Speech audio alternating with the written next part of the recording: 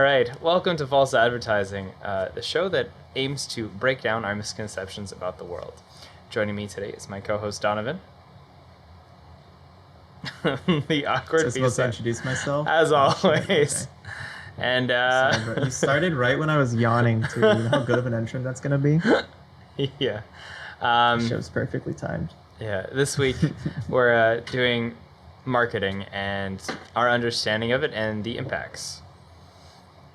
Yes, sir. Yeah, there's been a lot of like big things in marketing. I think there's always a lot in marketing because like whatever the biggest news is or whatever the biggest hype is clearly something to do with marketing, right? Like Cyberpunk 2077 just launched, and I quote Donovan by saying that he's been told it is the second coming of Christ.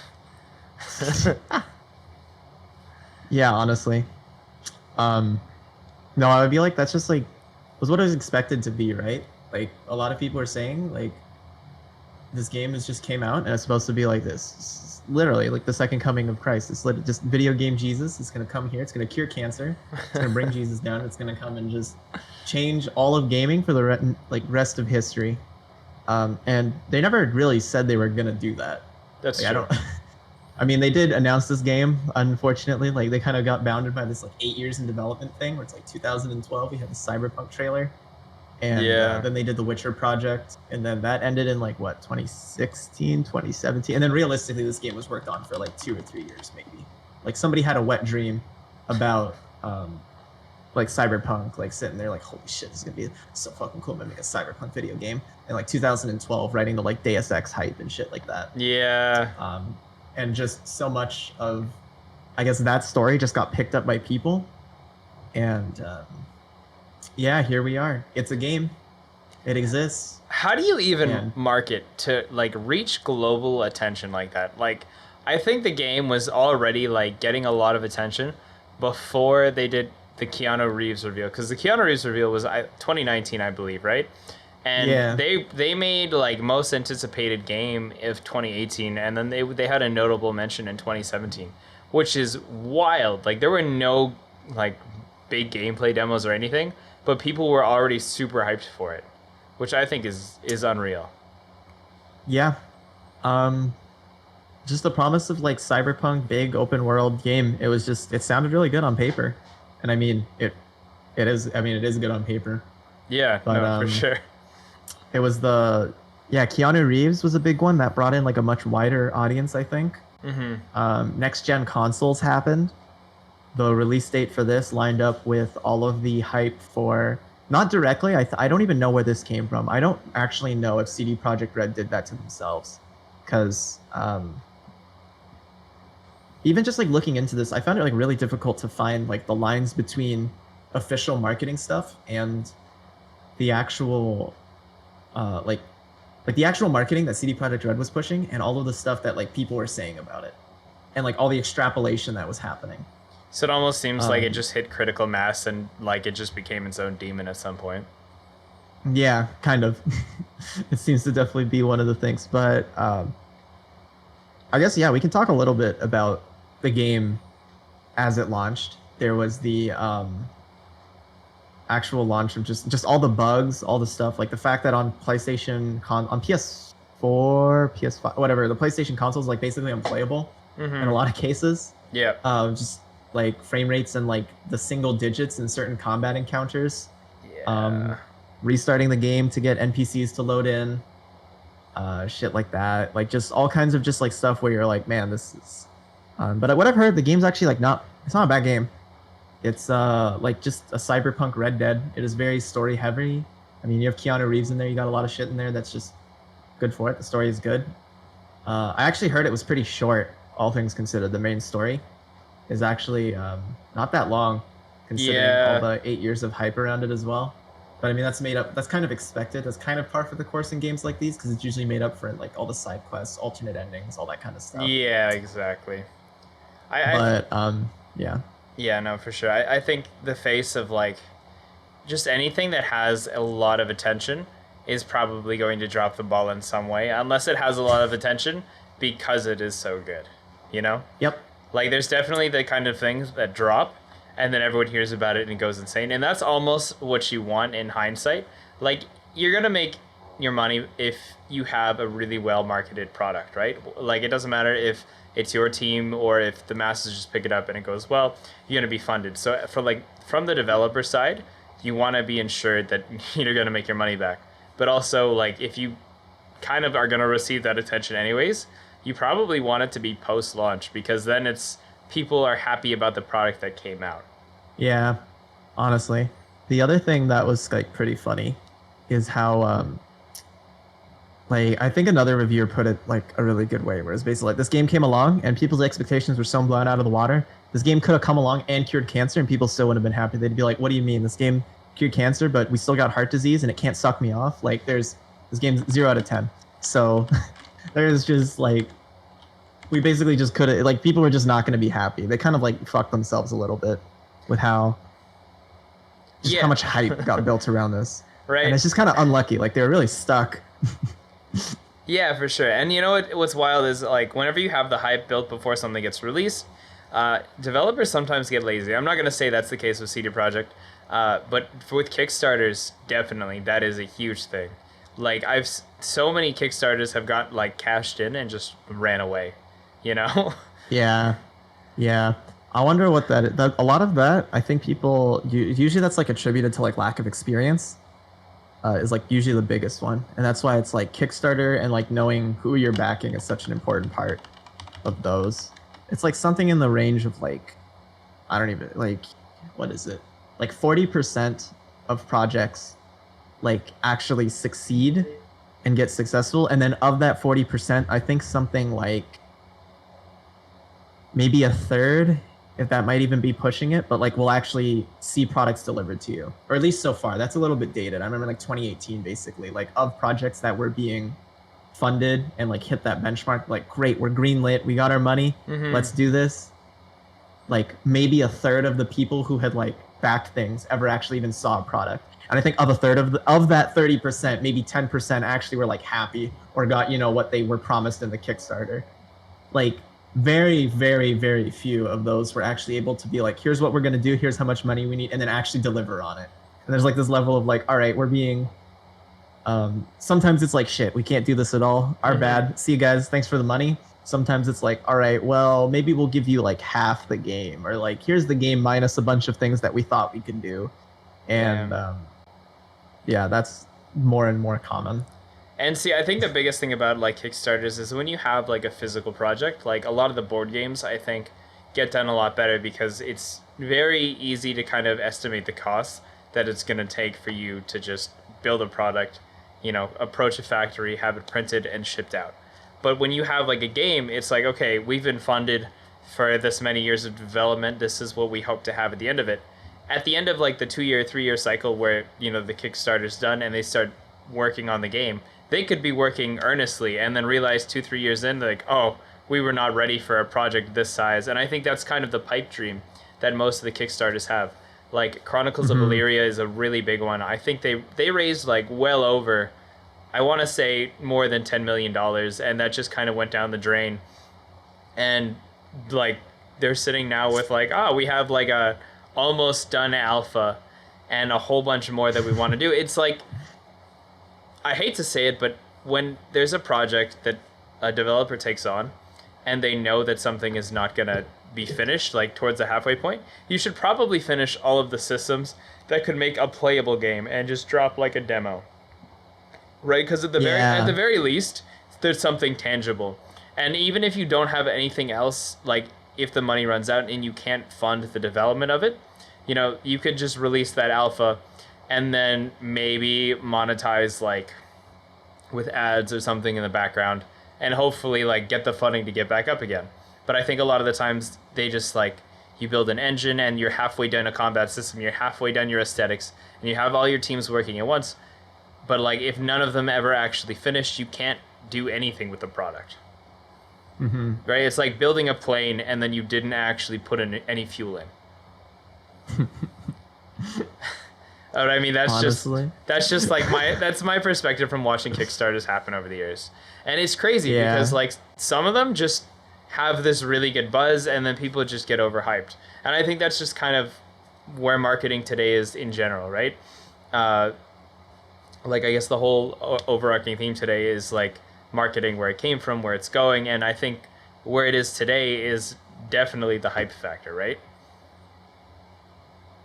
Yeah, no, hype is a big part of all of the shit that we have now. And just like exclusivity, a lot of it is similar. A lot of it is like all of the like it's so weird, right? Like so many of the principles are the same and it's just the way that they have to approach it basically change. And it's all accomplishing the same shit. Yeah, right. Like a lot of today's marketing is based on direct marketing, right? Because of the internet, we can have marketing that's one to one and you see the results, right? Like I can put out an Instagram ad and I can see what kind of clicks I'm getting. I can see all sorts of like engagement with that and kind of check it in real time. And that's what's attractive to someone who's selling a product.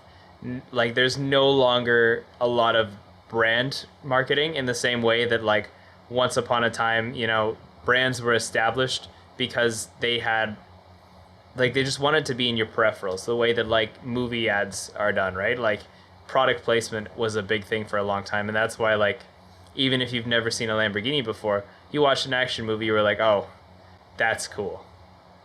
Mm-hmm. And nowadays it's a lot harder to do that, or like I guess not harder, but it's a lot less gratifying because you could just make a really good Instagram ad, a really good YouTube ad, and see the money roll in right away. And it's no longer about building like a customer appreciation, like a lifestyle, trying to build like a real brand. Now it's about like instant clicks, instant money. Yeah, for especially for growing in like small businesses, I tend to agree. I think we still see brand marketing in large companies and large corporations, and we see that like more and more. Basically, it went from like we have like older marketing where you used to see very very like um, I don't know, if you use this product, you will get this is the kind of lifestyle that you live, and especially like going out of the 90s like into the 2000s like early TV advertisements and stuff like that, you see like all of the like masculinity and like sex sells and all of that stuff, especially like cigarettes, cars, McDonald's. You could look up some like cursed McDonald's ads of it just like they just paid supermodels on the beach to just eat Big Macs. Yeah. And that was the whole thing. It was literally just like hot white chicks in bikinis just eating Big Macs, and that was the whole ad. It would play for like 30 to 45 seconds. That's and then crazy. At the end you just and it's like and then eventually at some point somebody went, okay, maybe this is weird and we don't actually want people to sleep with our Big Mac. And then they were like, okay, we need to do something else. And then there's like this great ad where it's just a monkey playing drums. It's like a pretty popular, I remember it was like a 2008, it's like a gorilla playing the drums. And I'm pretty sure it went viral. This is like caused a lot because I feel like it was one of the biggest ones, and it was for like, God, I actually can't even remember what it was for. It's for something stupid. It was either for like batteries or for like, basically the meme is always people like check out this advertisement for Apple AirPods or Apple headphones from 2006, and you watch it, and then at the end they're like, just kidding, that was an advertisement for a car. Might have been an ad for a Nissan. Anyway, the point was it was just like shock value, and you just remembered it. And then we went down this route where everybody's like, all right, we got to do something. Everything's got to be unique, and you get like this absurdist shit. And that's where it's like you went on, you're like, why in the world did they think this was a good idea? And that's what we're talking about. Like, remember when like all these gum ads had like the anthropomorphic, like the like animated characters representing like your bad breath and stuff? And like, I mean, clearly it worked. I'm still talking about. We had like this absurdist shit where we're like, all right, we need to do the wackiest thing we can, and it's gonna be balls to the walls insane. We're one step away from an acid trip, and that's gonna sell our product. And then turns out if everybody's on an acid trip all the time, it doesn't actually matter. You're just like, cool, drugs. That's nice. And then means nothing. Well, I feel like everyone tried to copy the M&M approach, right? Because I think M&Ms were the first one to do that, right? We're like, oh, we'll just have the product sell itself. Let's just make the chocolates that you destroy, their own little humanoids. Basically. Yeah, I feel like the evolution of marketing has been, like, it started off as, like, the infomercial, let's just tell you about the things. And then slowly over the years, it's just kind of turned into, how can I make this appeal to you? Whether it's sex, whether it's shock value, whether it appeals to your values. It's been, like, a shift of, like, why is this product good? To, like, how can I get you interested in the product itself? Whether it's the dream I'm selling you or a feeling. Right? Some kind of brand. And what's interesting is I don't think every industry has picked up on that. Like if Nike was gonna make a hotel, I feel like we would all have like a pretty similar idea of what that would look like.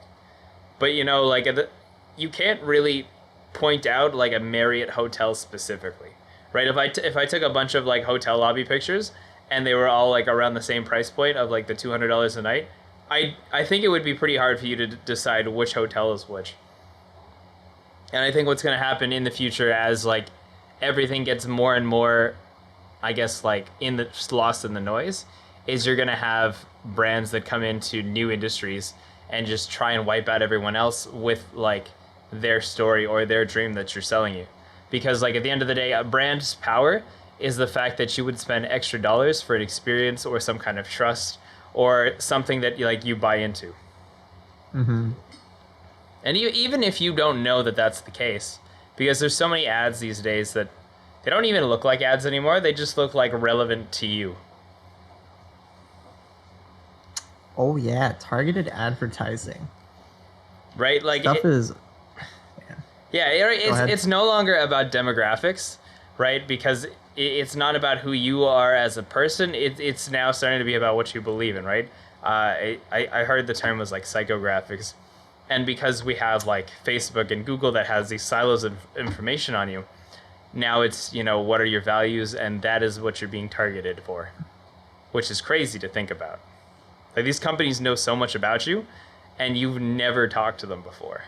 That's pretty insane.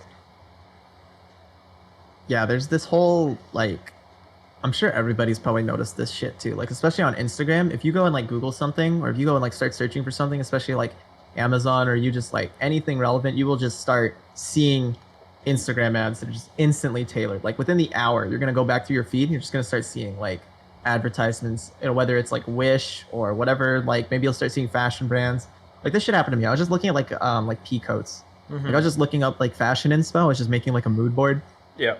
And then it's like, oh, cool. My Instagram now this week is just nothing but like Korean fashion brands and all these like online stores for like all of like nothing but all my advertisements are all of this.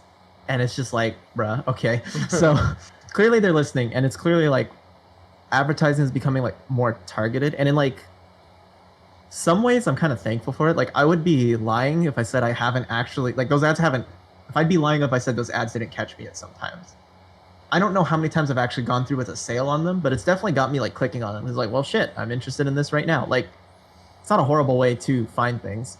You still do your own research. And still get to do your own like validation of like, is this company reputable? Is this actually something I want to buy? Is this what I want to do? But all in all, I'm kind of like glad we get these tailored ads more than you get just like the I'm gonna sit through 5 minutes of TV commercials and look at cars and other random crap. Like, yeah, so I'm wondering like what demographic are they trying to hit with this? Yeah, like on the bright side, it's good to have products that are related to you, right? Like if I'm looking for a book on Amazon or something, like based on my buyer's history, they'll probably only show me the things that like I'm interested in, and I'm not gonna see a book about like cats or raising kids or something. But the other scary thing about like monopolies like Facebook and Google is that the filter bubble is not specifically for target marketing. It's also about like everything else, right? So if you don't know the fact that like the results that are going to be shown to you are the ones that are like already similar to your ideas, belief systems, and whatever you look into, then you just have this skewed perception that the internet is a certain way because the internet's giving you what it thinks that you want. So if you're someone who's like a conspiracy theorist and you think, we're all going to drop dead tomorrow, that's a lot of what the internet's going to be giving you from now on. And then you get those crazy people that like everybody's talking about it. And I mean, I just feel like that's like a very good non-offensive example, except for the one guy in the basement. And I'm sorry to you, sir. But like it's just that things are very polarizing these days because people don't have as much of the exposure as they used to like everything else. Right? If all of your ads are targeted, all of your like news clippings are targeted, it starts to become a thing where you're the product now, in the sense that like all of these companies are being sent to you because they know that you're probably going to click on them or buy into them. And it's just a wild adventure, man. That's crazy because on one level it's really nice to cut out all the noise. I don't want to see, like a tea set that went on sale or like your grandmother's china set. but like at the same time, I also don't only want to see the stuff that I look up. Yeah, fair enough. And That's a really good point. This is where it'd be great if we had a sponsor for a VPN. There you go. VPN to avoid so you don't get targeted ads. Find out what the version of you that only browses from Romania enjoys. Find out what the version of you that only browses from Antarctica enjoys. But that's definitely something I do personally, and I don't think a lot of people do, is just for shits. Like, I'll open up like YouTube or something in like an incognito window on a VPN on the other side of the world, and I'm just like, oh, this is what's trending right now. This is curious. But yeah, there's a lot of cool shit like that, and just like to see, just like how much just location and stuff too, right? Like the world does not revolve around. Like news is such a good example of that too, for like the types of like targeted marketing and stuff like that. Just like the kind of local news that'll fill your feed depending on just where you live. Even, I mean, obviously it gets more granular for each individual person for the stuff that they're interested in, but even just like what world news means to us as Canadians compared to like people in whatever, China, Japan, the UK, you know what I mean? Oh, like, totally. Yeah, and what else? yeah. What also is insane is like, depending on your country's world ads, different brands will give like different types of ads to different like countries, and that's also something curious.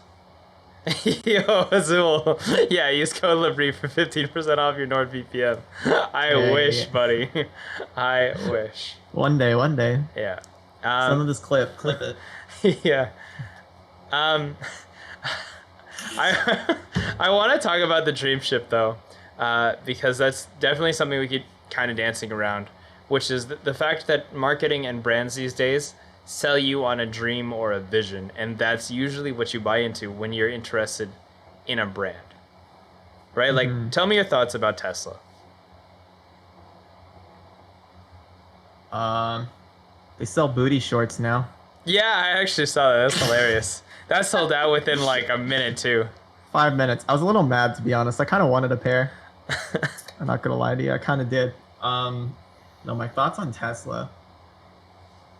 Tesla's an interesting case. I don't know. It's very weird. I have a lot of thoughts around Tesla, to be honest with you, but specifically related to like their marketing and stuff like that. Or even just their brand power, right? Yeah, but they just like, they're kind of like the forerunner, right? Like they've kind of tried to position themselves as representing like electric cars, which is not true. There's a lot, and it isn't a true statement, but that's kind of how they position themselves, right? Like you think of like Tesla represents the future, and for anybody that's like actually invested in cars or the cars, so there's like plenty of there's a lot of other like brands. Like Nissan has their own. Yeah. Toyota and Honda are now getting theirs finally, kind of like all of their hybrids and stuff like that on the road. Yeah, I mean, Chevy's like, got so like many the other... Volt, right? For yeah, Chevy, not Nissan. It's Chevy. Yeah. Chevy's the one I was thinking of. But yeah, like there's all these like really good competing electric cars, even just and like hybrids and all these other things. But they've really positioned themselves, like gone strong into, oh yeah, we're Tesla, and we're like, these are electric cars for the future. It's weird. I feel like Tesla has like definitely become synonymous to some people with green energy, and like they are the definition of being the poster boys of you buy this product or you buy into this stock because of the dream of the future, right?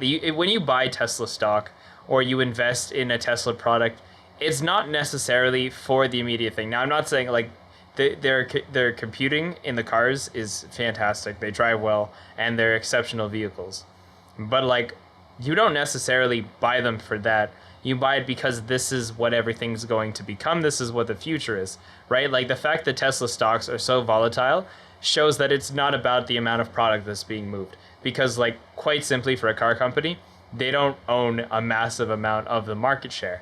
What they do have is a dream that everybody buys into that is kind of amalgamated around Elon Musk being their CEO and like their attention grabbing thing, right? Like the reason the Tesla stocks would like drop so much because Elon sends out a tweet and then they come back up just shows that their marketing is all about people's perception of them, which is unreal. Yeah, you're not even wrong in saying though that like that actually is explicitly their business model. when you were saying that like you don't necessarily buy it for what it is today. Like they've been pretty forward about that. Like Tesla's whole business model is they're supposed to sell you a car that can increase in value as time goes on. And that's always kind of been there. Like any other car, you take that car, you drive it off the lot, it's worth less money. Yeah. And it just goes down. As soon as you buy a car and drive it off, it's just getting less and less valuable. Tesla combines their like car, they're selling you a car and then they sell you software as a service. Kind of combine it with like that like buzzword tech startup Silicon Valley shit that you always hear. But basically it's just like that's what the software updates are. That's what all those upgrades to the self-driving shit is supposed to mean. Where it's like as time goes on, this car's actually increasing in value because it kind of like follows this like, oh, it's getting worse and then it goes back up and then it gets, but then every time they get an update it shoots back up. And the idea is you get a car that keeps its value over time. And that's kind of like that's kind of what their core differentiating value prop is surrounding all that. Yeah, it's like you bought the PC and you're slowly going from, Windows 95 all the way up to Windows 10 over the years. Yeah. Which is interesting. And like I wonder if Tesla, like going on a tangent, I wonder if Tesla will get to the point that like they'll be kind of like BlackBerry where they won't own the cars anymore, but they will own like you'll buy Tesla OS for a car that's made by Audi or something, and that would be interesting. Just I'm sorry, just because like I know they have a lot of issues when it comes to like their cars longevity, and they're having a lot of problems, and if they don't succeed on the manufacturing route in the next 10-20 years, I could see that's where the company could potentially go. But definitely not at all what they want. Yeah, no, for sure. It's like the opposite of what all companies are doing now. What's crazy though is like that. I think that's a really good example of dream ships just being sailed in the right direction, where there's positive change, there's real improvement we're seeing, and people buy into those things. Like the same way that people buy into Tentry's products, or people pick up Tom's shoes, just because like they supposedly offer something and it's good. But there's also like the negative side where people will like recruit you into Ponzi schemes or MLMs because they're trying to sell you this dream where you're going to make all this money, but really you're just profiting someone else. Did you say you had a story about walking into one of those? Oh man, oh yeah, I remember we talked about that. It wasn't really a story. To be honest with you, it was just kind of like, I don't even remember how it happened. I can't remember if I got cold called or like if it was like through an email or something. They were of course they were like incredibly vague about it, but it was basically just like, I guess they just found me on LinkedIn or something. But basically it was just, oh yeah, here we go. We're like interested in interviewing you. And I was like, oh you actually have it on, that's great. Yeah, they like literally they just offered to like interview me for whatever this thing was. And they're talking about like, oh, we have an opportunity that we're trying to advertise for like first year business kids. And they were like super, super big. And I was already suspicious. I probably should just like flagged it as spam. But I like actually had a conversation with somebody and they were like equally vague. And they were just like, yeah, we have this exciting opportunity for like, like first year business grads and stuff like that. And we're like helping, it's like good for co-op experience or like to get you better placements in the future. And they're just like, oh, you know what? Fine. It's like, I'll humor you. I'll go to an interview. Anything else, any interview is good experience, right? Yeah, whatever. For Even sure. if you deny the position. So yeah, I walk into it. Of course, it's a pyramid scheme. I'm in there with like 50 other people, or like 30, or a couple dozen. I don't remember. Anyway, it's like a classroom, right? Like you get like the whole setup. It was for Cutco. I don't know if you know the knife Vector marketing.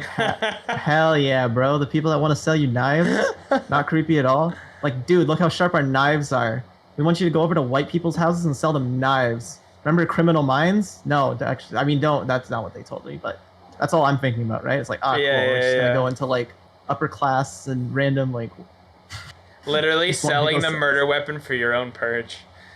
Yeah, literally. It's like, cool. I'm gonna sell it to them. They're gonna stick it in me when I'm on the way out. Like, honestly, they're just like going through all this stuff. Like, check this out. We got this like 16 caliber bore rope crafted in whatever the. Crafted in India, handcrafted, hand woven, and then they just take this like made in China knife and they're like, oh, and it's gone. Look at that. Amazing. Isn't that incredible? Look at the quality of our products. Amazon $5 knives can't do that, but $100 for this butcher knife will cut through anything, human flesh, bone. Yeah, no, anyway.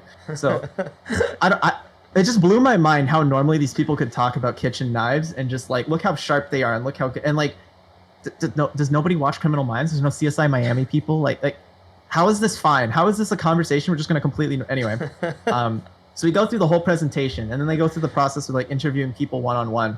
Right. And by this point, I'm like, man, this is the actual dumbest thing I'd ever seen. I was like convinced one of two things was gonna happen. I was either going to like join them or get stabbed. Like they had like they got to sharpen the knives somewhere, right? Like test them out. Yeah. They didn't test it on that. Like testing it on the rope wasn't enough for these people. Definitely not. But anyway, so it was like the one-on-one interview. So I'm like, oh yeah, absolutely. This sounds so exciting. It's so great that you're doing this for these people. Basically, I just tried to like get I just like faked it as much as I could to get them as vested as I can. And man, what? Basically, like, oh dude, we think you're great for this job. They were talking to us like, you sound fantastic. Sorry, I read chat and it just made me think of another side tangent story. I need to come back to that. But I was like, they're like, you're sick, man. You're gonna be great at this job. You have so much enthusiasm. You sound so excited. I'm just sitting like, man, I'm just lying straight through my teeth. Like, fuck these guys. So I was like, this is perfect. So anyway, I just need your information. We're gonna set you up with like the starter kit and stuff like that. And then we're gonna have like orientation where we'll go through everything and we'll practice and we'll get you set up. And so yeah, the best way I could stick it to the man is I just like went and like looked up like a Pizza Hut, and I just gave them that address. So like I shipped all the shit that they were supposed to send me. I just gave them like a Pizza Hut address as like my home address. Can you imagine the guy at the Pizza Hut who just oh shit, we have real kitchen tools. But yeah, so I just like phoned up this Pizza Hut. I was like, I didn't phone. I just like put that address down, and I just like. Yeah, and then I just like put in like, oh yeah, let me sign up for that and whatever and all this stuff, and then I just like ghosted the shit out of it afterwards and just never spoke to them again. That's fair. It's a good time. All the fake contact info. And that was my experience with pyramid schemes and just like terrifying stuff. But no, always sticking to the Japanese knives reminds me of like it was the dumbest story I'd ever seen in my life. We were literally. Me and my friends were just like, we had like our Value Village pack at my residence dorm. Yeah. We had like our Value Village pack of knives that we bought because we all needed our like cutlery. So we just went to like Value Village and like pick shit up, right? Of course, yeah. And like one of my friends was like trying to like cut something with his knife and it wasn't working. It was like dull as shit. And then I was like, oh bro, you gotta get like trust me about this. Like you don't have.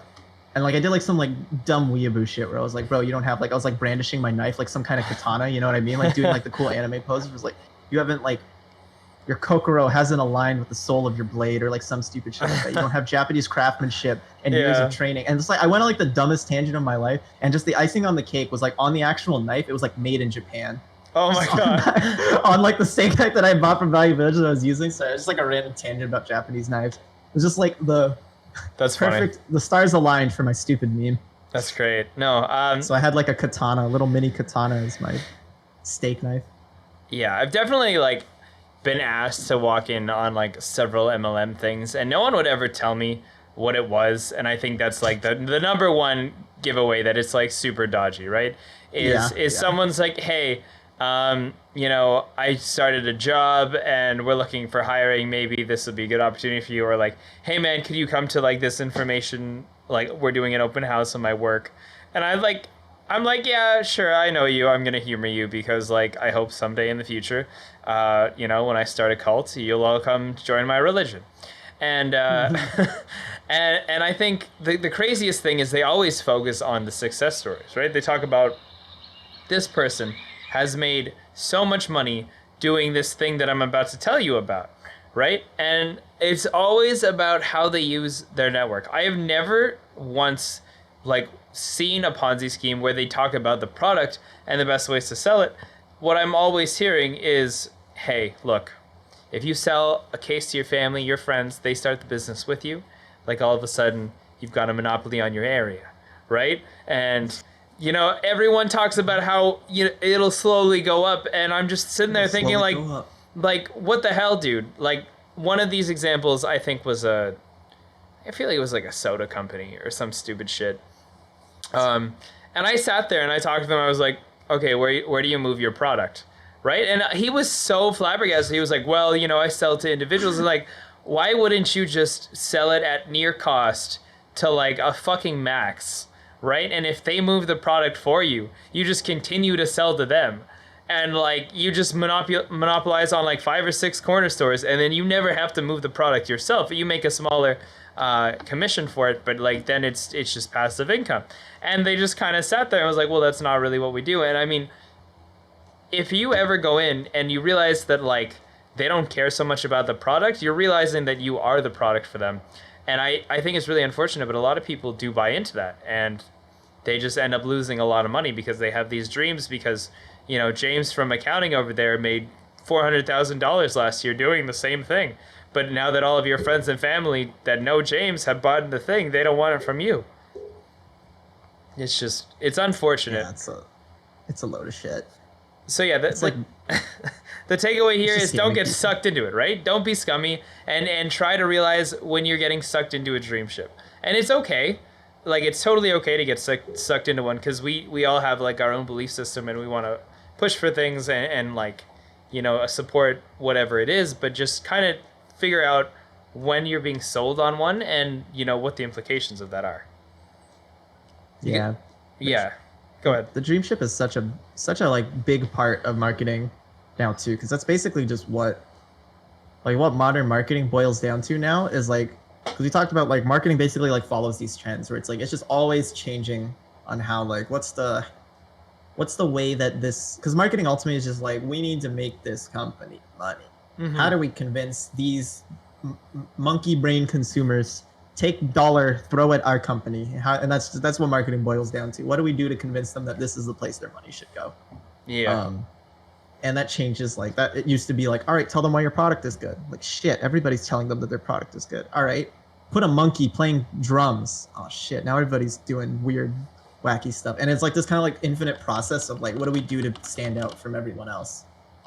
And recently, this big one that we've kind of seen is that like people can just like, there's almost like this marketing campaign around people just companies are just basically getting people to advertise for them. And we see it so much with like basically all of these like social trends. Like basically, how do you get people, what is the best way to get advertising is to just get people angry and talking about things. Oh, so and it's true. like, So true.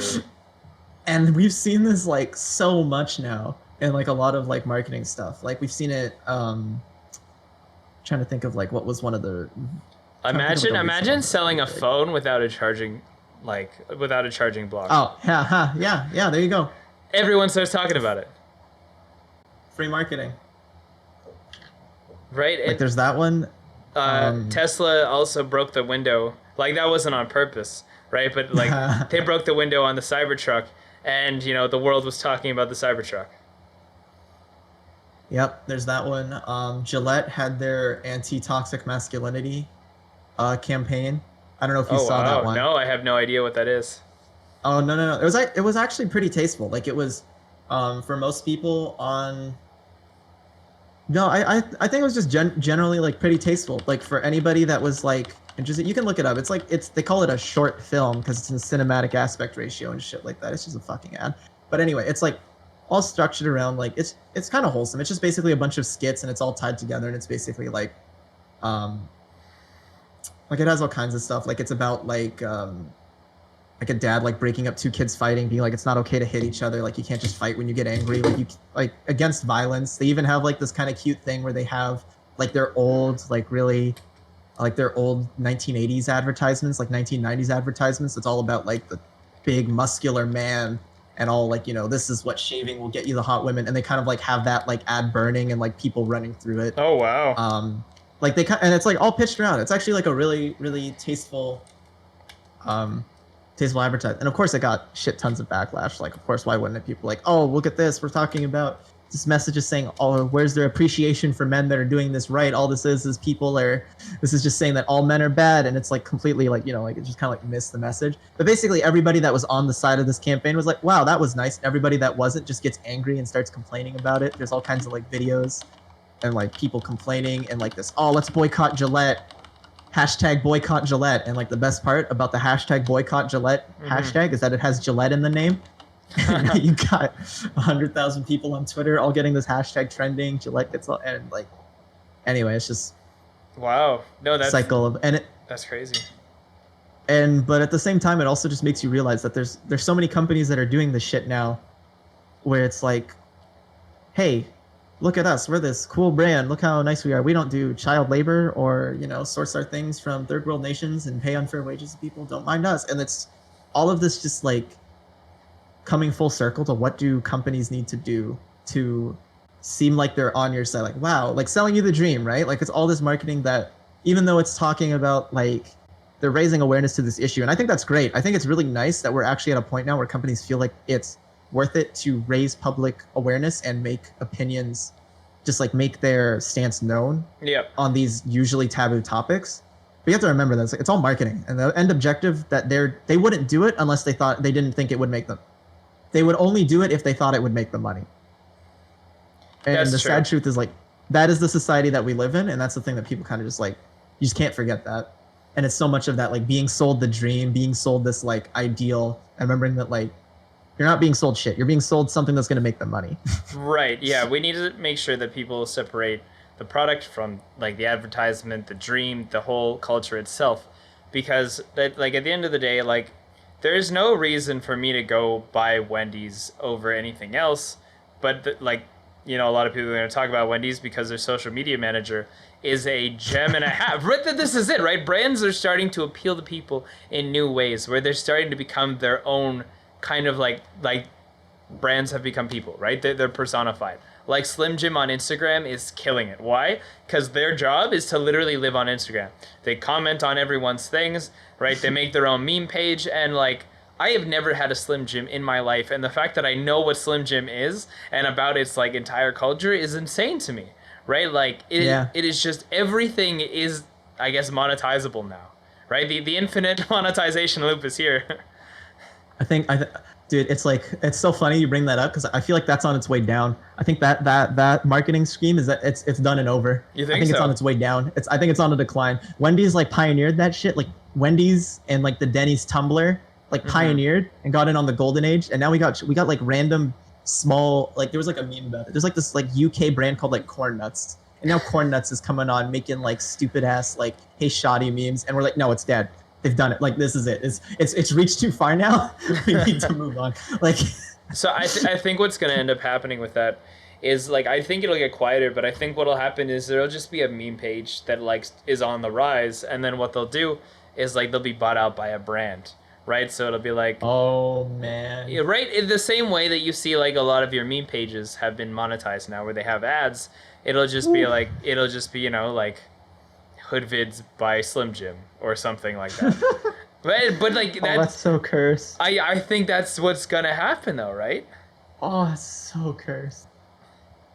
It's just it's wild to me that like once upon a time people thought it was outrageous that like you could see like yes, it's the Rogers Center instead of the Sky Dome, right? Which is where the Blue Jays play, right? But like now that's the norm, and I think that'll just continue to happen over new media. Yeah, so, I see what you mean. Yeah, and it's just like, have you seen like the latest Rogers meme? Like, oh no, I haven't. And that to me, that's wild. That's just so wild.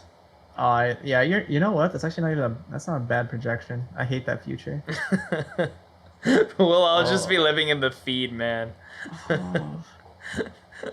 Yeah, I hate that. But yeah, let's talk about how marketing as a whole shapes people's realities, right? Because we've talked a lot about how they kind of approach you and how they can shape what you're seeing, but like it's true like also that marketing can shape culture, because like marketing is culture in a sense where like a lot of the times if it's applicable to you, it's because it's something you relate to. It pulls on you because it's made by people that are in a similar situation or observe your situation, right? Like the reason the GoPro changed so much about the way that we view extreme sports is because they saw that there was a gap there. It's like, oh, we love videos of like crazy adventures, but there's nothing to make, your average Joe do it the same way that skateboarders do. And now it's just culture has changed, right? Like I want to talk about examples of how marketing has really shaped the way that people look at things. And I think the best example of that, which is like really arbitrary and did nobody good, was diamonds, right? Because diamonds were so useless, and they still continue to be useless. Like as a gem, the only value of diamonds is that they are sold to a consumer because you can make them in a lab and they are just as good. And really, like the only commercial applications for diamonds are what, lasers, right? And like I guess industrial cutting. Hmm. But then somebody decided, hey, let's make wedding rings a thing, and lo and behold, almost overnight, all of North America and I guess the world at this point is we need to buy a diamond ring. And that is just insane. Like there is no way in hell I want to buy into that. But you never know. Maybe like my future wife's going to be like, if it's not diamond, See ya. yeah, it's unfortunate. I think that like there are a lot of things that happen like that people don't realize as they're happening, and then after the whole industry has changed, people look back and they're like, why was that a thing? But there's no stopping it now, right? Because if you buy a wedding ring, let's think about this as an investment, and then you go back to sell it, you're gonna be selling it to like a pawn shop or a jeweler for its market value, which is like how much it costs to actually manufacture that. So let's say you spent like 30 grand on a wedding ring or an engagement ring, you're probably only making like, I want to say 3 to 6 grand back. And I think that's crazy. It's like buying a car. Yeah, no. Ugh. I don't know enough about diamonds to comment on. For those of you that are interested in looking at like the diamond thing specifically, Adam Ruins Everything is a really good series that was on. I think it started off YouTube and then became like its own show. Just like he does a lot of explaining about things that we take for granted in our society that just kind of get ruined when you look at like the marketing strats behind them. Yeah, all sorts of things like that. But another thing that I think is skeezy along that line is like the shuffling of statistics, right? Because not only can companies make you buy into a product because it's a new dream that they're pitching you, but also like the things you think about it. And I like wonder drugs are an example of that, where people give you like all sorts of 1 in 3 people will never have heart attacks because they take this drug. And really, it's just those 1 in 3 people were healthy. And they also happened to take this drug because they were paid to do so. 100% of people that drink water die. Yeah. It's just really unfortunate. And I have so much frustration around the fact that there's no regulatory board that actually stops this. Well, like we've gotten to the point now in advertising where you're just going to have all of the subtext under it, or it's just implied to be like less than what it is. Because I think on Instagram, on YouTube, on Snapchat, when you come up with these ads now, they don't even have the same level of clarity that television ads are required to have. And even the television ads are terrible, right? Because like you'll see that like I don't know if you've ever seen an American television commercial, but it's really bad. The first like 20 seconds of the ad are talking about how this thing is so wonderful, how so great, and then the last 10 seconds are like hyper speed. You should talk to your doctor if you want to have this because you might have this and you suffer this, right? And you got that in Canada, right? And think about how like if you are seeing this kind of thing for the first time on TikTok or on Instagram, they don't need to give you those warnings anymore. That's a lot, right? We're probably gonna need to see the law catch up in the next like 50 years or so before that actually becomes a thing. Yeah, there's like a lot of weird stuff and how like how rules intersect with all of the whole like it's just like that kind of marketing in general. And it's because it's mostly like that marketing is something you can interact with, and so those rules are all different because there's like a learn more and there's like details and like fine print that you can read, and you just like put all that shit in there. It's like not like TV where they just advertise it to you and then you're done and you move on and you don't see the ad anymore. It's like, oh look, this ad's still here. I click on it, like that changes how all this shit works. Yeah. Is it? Is it strict enough? Who knows? But yeah, there's definitely like a lot more.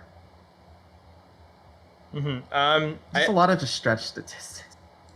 Yeah, like the stats are screwed. Like I was talking to you earlier before the podcast, where someone was talking about like a 36% increase, or sorry, like difference in being protected against heart attacks with this drug. But what it was like a third of a percent between this drug and the placebo group. But because it was like one third of a percent, they decided to say 36% change, and they just had like the tiniest star around it. Never really explained it. It was just bad math. But somehow they were able to get FDA approved, and they're one of like the leading heart medications in the United States, I think, which is actually absurd, right? That's very scary, right? Because all the FDA has to do, I think, or at least at the time of this, was they just had to make sure it was like non-lethal, non-toxic type of deal that you could ingest this no problem. And there's some kind of ingredient, and that's nuts. I think a lot of these like boards of administration or regulatory boards don't actually have the manpower required to look into things, right? Like the FCC is supposed to cover the internet, television, radio. Like they are ill-equipped to deal with all sorts of things. Just like the FDA, like puts off so many products because they're not in the scope of drugs, like supplements. There are so many supplements out there that are potentially actually harmful, but they don't need to get FDA approved because they're not medication. Yeah. Yeah. There's a lot of craziness out there. But Envy is actually bringing up a couple good points about like the perceptions and lawsuits of like things like this, right? Like Red Bull has had lawsuits before, which I believe that they failed when people tried to sue them because of the claim that you'll get wings. But I think something else that's really interesting is, have you heard about like the woman who sued McDonald's for the hot coffee? I had heard about this, but I don't know a lot about it. I only read the headline. That this is good because I know a lot about it. I want you to tell me your perception of the story. Okay. Did I lose you? Hello? Yeah. Just tell me your outlook on what you know so far, and then I'll give you the story. Because I think I got you. As far as I know, it's just like what it was.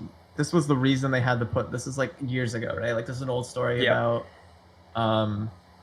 girl who like literally spilled coffee on herself in the car. Like I don't know, hit a road bump or just like dumped it on accident. Yeah. And got burned or whatever, and then tried to sue McDonald's for all like the injuries. Yeah. She wasn't like adequately warned or whatever. I don't remember the details. Was it like did she spill it on herself, or was it like an accident, like passing the coffee to her? What was so it was, so she was driving, and I think it was as she was receiving it, it spilt on her. I don't know if that was because of her or because of the worker, but it did spill on her, and she was able to claim $2.86 million from plaintiffs. Wow. Right, but here's the thing, right? You and most people who don't know the story think that that's absurd, because like the things that you've heard are, number one, some woman just complains about hot coffee. Number two, now that there are fucking caution hot labels on everything. But the thing is like when it first came out as a story, it was a big deal. She was a 79-year-old woman at the time. The coffee gave her like third-degree burns, and she had to get rushed to the hospital. Like what they were saying when like the investigation started was the coffee was so absurdly hot that like it was like if you would have tried to drink it, it would burn the inside of your mouth. Like the idea was they would just keep it at that temperature so they could have it there all day if need be, and it would not have bacteria in it. But it was like potentially dangerous, right? And so the first, I want to say, couple weeks of this news story getting out, she got a lot of positive attention because, you know, like this woman was in real pain and she was owed money. And then as it got like national, international attention, there was a corporate spin on it where it's like, oh, someone just found a loophole and they were complaining and they got millions of dollars, which is crazy. The amount of like impact like a international corporation like McDonald's can have when they are very clearly in the wrong. Yeah, and that's and so that poor little old lady is just like viewed as, to this day, like just a terrible Karen, even though like she was in a life-threatening situation. Like having third-degree burns at the age of 79 is like very scary because you could just get infected, and if you can't fight that off, well, done. Yeah. Yeah, and she started. I think she started to receive like hate emails and like death threats by just like stupid Americans at some point after like everyone hearing about like the fact that she got $3 million from McDonald's for saying their coffee was too hot. And that is the world we live in today.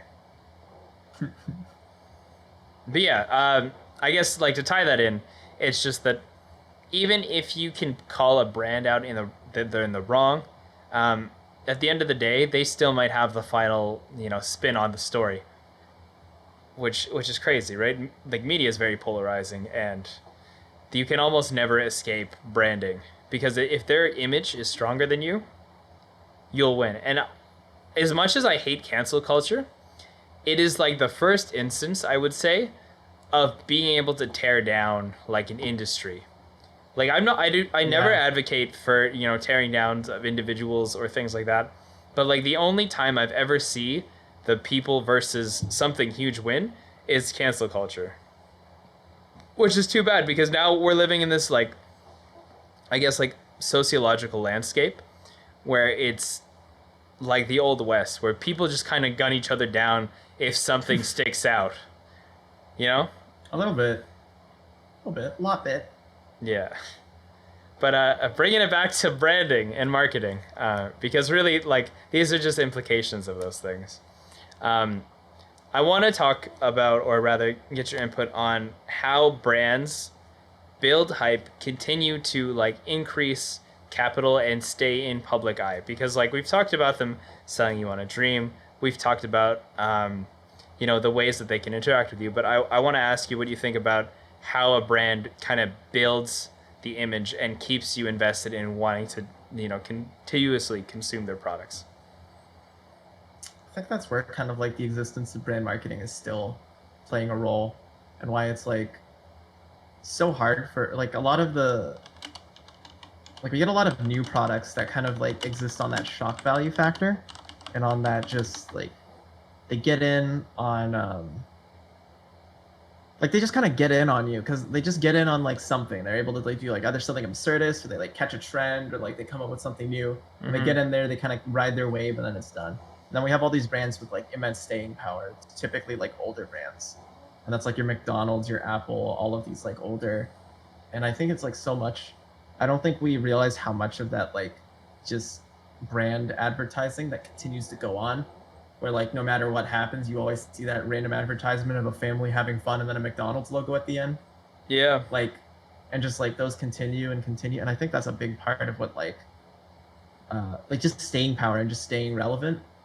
And still, whether I don't know, I don't understand enough of psychology to really comment on that, but it's like such a like self-fulfilling like familiarity almost, I guess, is kind of what they take advantage of, and how they manage to stay relevant. I don't really, I guess like Tesla is one that managed to kind of like transition from here's the big dream to now kind of in that state where you kind of have these absurdist things like Elon Musk and his meme tweets, and like the booty shorts that he'll sell, and like all this random like and it's still Yeah. kind of like in that absurdist vein, but it's still his brand presence. And I was trying to think of other brands that have successfully kind of made this transition from like especially recently, because it's mostly like we kind of see the same brands over and over, and very rarely do you see like a new brand kind of make it to that status of like entering the playing space, so to speak. Like most brands are kind of just like there for their moment of fame. And Yeah, I think the best scene like our best industry where new brands have a chance for that staying power is fashion, right? Because I think there's a lot more brands there that haven't been around forever that have the chance to be on the rise and stay tall because like fashion really does lend itself well to a lot of like good marketing schemes like exclusivity and having limited runs and building hype, right? Because that's essentially what fashion is on like a I guess like you're a talking cheaper scale. specifically like streetwear. Yeah, totally, right? Like streetwear itself, I think lends itself well to the same reason people buy exotic cars. Because if you have Mhm. something that less people are able to have, your self-expression then is more unique. And I mean, well, we can put aside the implications of self-worth for needing to have something different than everyone else, but just the fact that like people will stay in line for an established brand like something like Supreme, which has been around since the 90s because they have limited runs, and then pay like thousands of dollars for the aftermarket is crazy. And you wouldn't think that newer brands are able to do that, but I like OVO is not an old brand, and they're also able to do those types of things, just like on a smaller scale. But I think that's what's nuts is like the fashion industry or like specifically streetwear do this thing where they hold the cookie in front of you, right?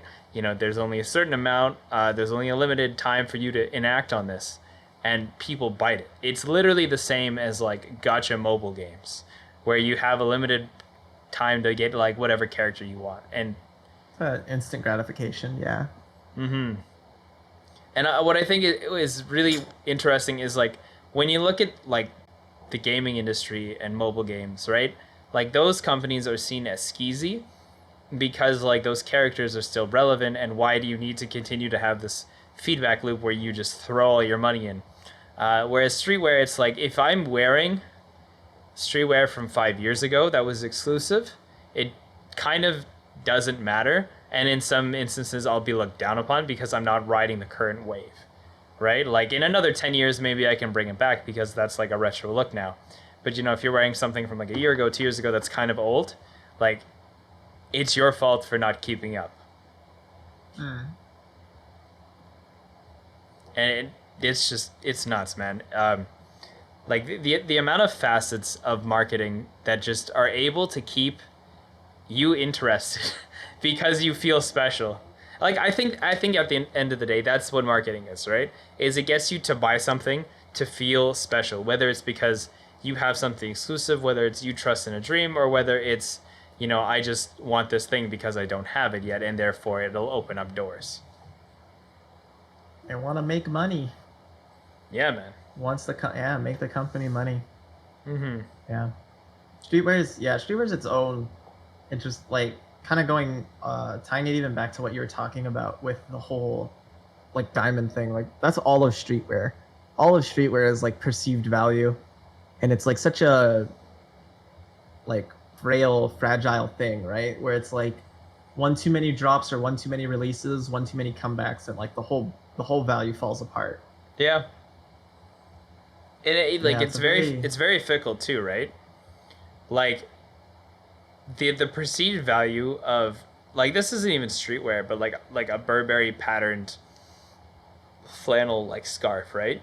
That is not something that is exclusive or like expensive in its own right. But like I think Toronto people would see you wearing like something like that and say, "Oh, he must be like very rich, very prestigious," even though that's just like an English look. But because you have the perceived value of exclusivity, because not a lot of people wear Burberry here, like instantly it's just wow, that's a big deal, right? mm, You have a jacket that has like the the right amount of edgy buckles from the 1990s, and now it looks like tech wear, and all of a sudden you think it's worth hundreds and hundreds of dollars when they're probably both manufactured for the same amounts. Oh, perceived value, eh? yeah, no, right. But, like at the end of the day, everything that we discuss is just how much are you willing to pay for how much you get suckered into whatever dream or whatever belief. Yeah. Yeah. Ooh, No, shit it's pretty good. sucks.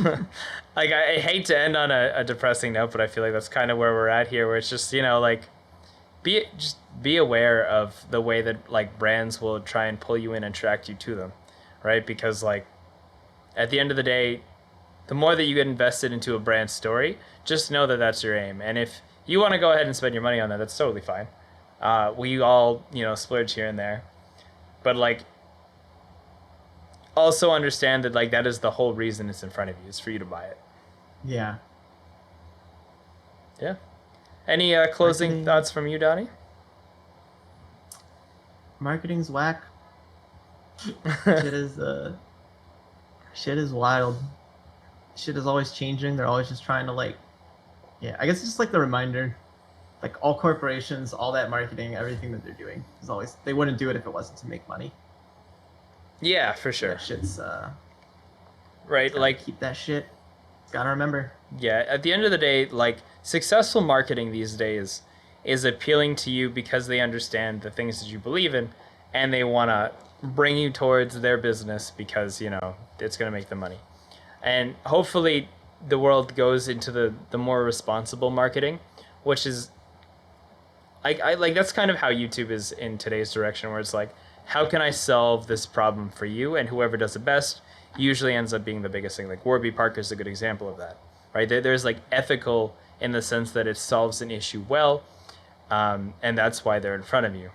And I think if that becomes the mainstay for branding in the future, you'll just have a better, more accessible marketplace. But also know that that's not always going to be the case, right? A little idealistic, but hey, we can dream. Absolutely. If you guys have any topics, questions, concerns for future episodes, you can let us know in the description or in my DMs as always. Huge shout out to Donovan for bringing his marketing expertise here. As like, hey, like, believe it or not, like you actually have some decent experience marketing, right? Like you've done like actual marketing work for people before. Unfortunately, once or twice, yeah. Yeah. I don't know if you could call it marketing, but everything is marketing. So. Well, I mean, like even on your what is it? Your design portfolio, you've done like, I guess like advertisement infographics for people and stuff. Yeah. And also he runs a wonderful Instagram page. I'm just gonna pull it up on the computer and show it. Oh God. Yeah. Donnie and I probably talk about like branding a lot because we look at like everything is marketing at the end of the day, right? We look at ourselves as brands a lot. And he runs an Instagram page called design.yikes, which is probably one of my favorite like low key, I guess like meme pages. He doesn't post a lot on it, but it is glorious. We need to work on that. All right. Yeah. Like he just takes. We don't do quality. We don't do quantity. We don't just do anything on that page. Yeah, he just takes like all sorts of different brands and just kind of knocks on them, and it's really fun. Oh man. But yeah, thank you for tuning in, friends.